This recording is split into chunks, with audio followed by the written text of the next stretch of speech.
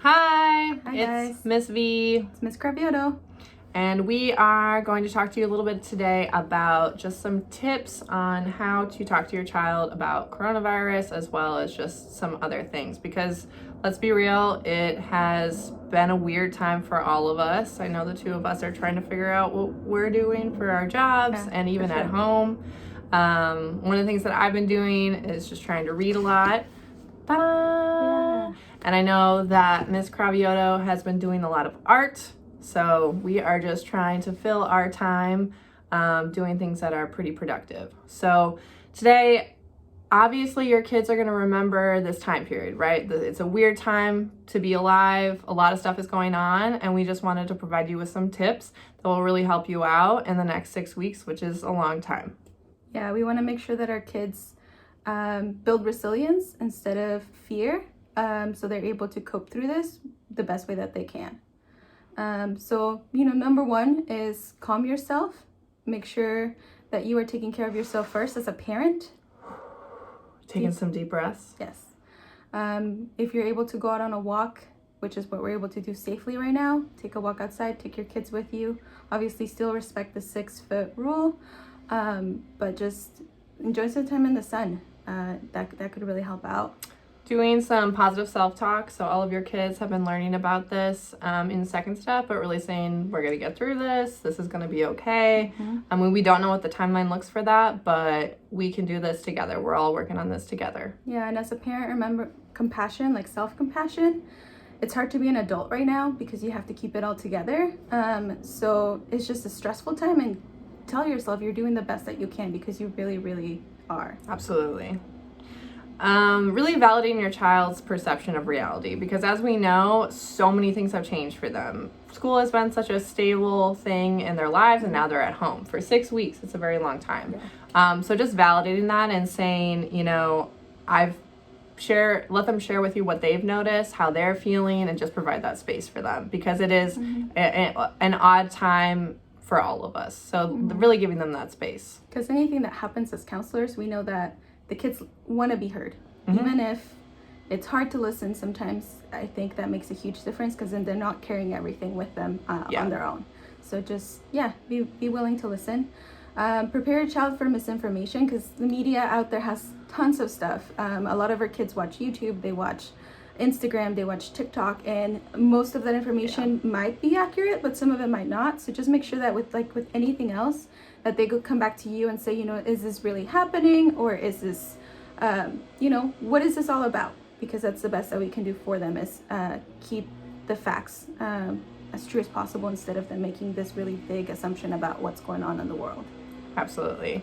Being honest with them as well. I think this goes to what Miss Cravioto was just saying. So being honest with the information that obviously being, age level appropriate, maybe not sharing all things with your kindergartner or first grader, but just making sure that you can say, I'm not sure about that, and I'll continue to do research on that, but really being open about that sharing and being honest about what's going on. Letting them know that waiting feels hard, and it's hard for all of us, and just that physical contact, a hug, saying, we don't know what's going to happen, but I know I love you, and it's gonna be okay. The other thing could be access to the news stories, or YouTube, Instagram, limiting that excess of talking and reading about the coronavirus, because their brains also need a break from all of that stress. It can just produce more anxiety. And even for ourselves, I myself as an adult, I need to step away and just try to create a routine within my day, because it was getting very overwhelming. And a lot of those things are out of our control. So our kids are paying attention at the way what we're talking about and the way we respond to things. So just be mindful of the conversations that we're having where kids are near and they can hear us, because even though we might think they can't hear us, they really are. And they're listening, and they absorb the way our energy is coming off. And if it's stress, they're going to feel stressed too. Reassert roles. So again, kids are at home now for a longer period of time, for 6 weeks. So really reasserting roles. Boundaries make a lot of kids feel safer. I'm speaking to parents, you already know this, but really letting your kid know that worrying about safety is the job of the parent. So that's our job as an adult, as adults, to make sure that they are safe, and really to kind of take that worrying piece off of their shoulders, because they're still going to do that, but really say, you know, I'm working on this, we as adults in the community are working on this, and really trying to affirm their feelings, but taking that load off of their shoulders. Yeah, remind them that their job is to wash their hands, do their homework. Yeah. If they can exercise at home, do a little bit of, you know, what they do regularly in PE safely, obviously. Right. And just having fun and spending time with, they have siblings or uncles or aunties or grandmas or grandpas, but just enjoy the family time, because that's all you can do right now. It's be present in that moment with them. So the last thing is to make sure that we add a little bit of extra fun with them. That's right. Silliness and laughter can communicate safety for them. It's a time for dance parties, lighthearted games, funny movies. Great cat and dog videos. Yes. Those are my favorite. Yes. Remember that to make sure that, you know, when kids are sleeping, it's a good time to talk about how you guys are going to figure out those stressful times, because then they're, you know, they're resting, they're not in earshot. Definitely. Obviously, we'll be very honest, neither of us are parents, but we're trying to help. But all the things that we do as counselors kind of fit into those roles, and making sure of listening to the kids, and we're just sharing what's the best that we would know how to do in those moments of stress, and the things that we do when things are uncertain, even at school.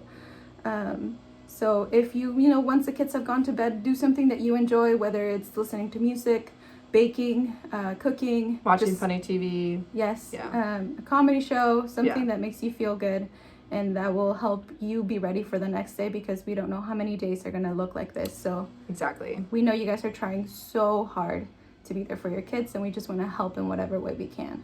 And I know that right now we're doing that from a distance, but again, please, we want this to be a two-way conversation. I know that Ms. Cravioto said that in our first video, but if you have any questions or things you want us to address in our videos, please just comment below this current video as well, because there's so much information that we are just getting on a daily basis that we want to make sure that you have that as well. So thank you again for all of the hard work that we know you're doing. You know, we provide, as Ms. Cravioto was saying, just a safe space for your kids to talk and express their feelings at school, and kind of work with them on coping techniques, but it's hard to do that from a distance. Yeah, so just keep in touch, and we'll keep posting as much as we can. Thank you. Bye.